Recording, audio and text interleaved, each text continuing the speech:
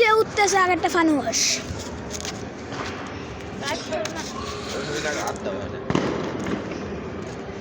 এই যা এনে না নিচে দাও, নিচে হাত দাও।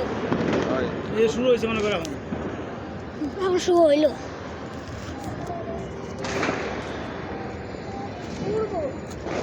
উবে এখন ছাড়ো উব না আমার করে পুয়ে গেছে দোষ নাই, আমার করে পুয়ে গেছে তাও দোষ। ভিতরে ঢুকে যা, ভিতরে ঢুকে যা। হ্যাঁ ডক ডক সেই ফানুস আছে তুই উইয়া যাই দে ফানুস নাই কোনে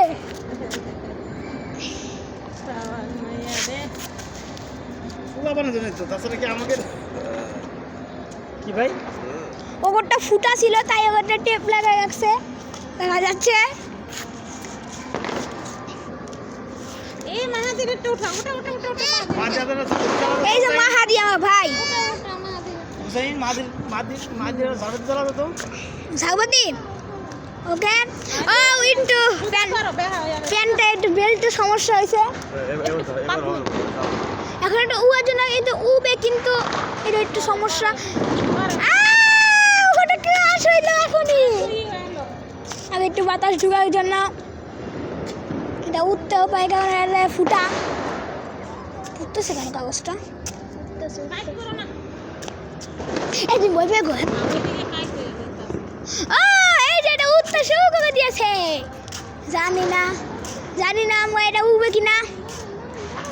এটা মনে হয় আমার মনের সাথে না এটা উড়ে গেছে। এটা অভিযান সম্পূর্ণ হয়ে যাবে।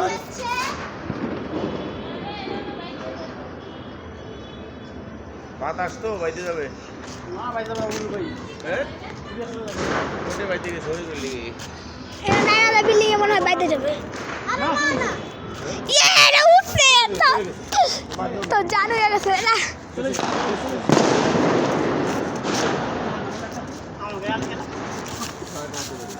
আর থাকবে না ওই যে এত কষ্টের ফল হয়ে গেছে। আমি জানি যে কোনো বাতাস সিস্টেম হলে পরে ওটা বাতাসের ধাক্কাতে উপরে উঠে যায়, কারণ ওখানে তো বাতাসে আমি ধাক্কাতে উপরে ওঠে।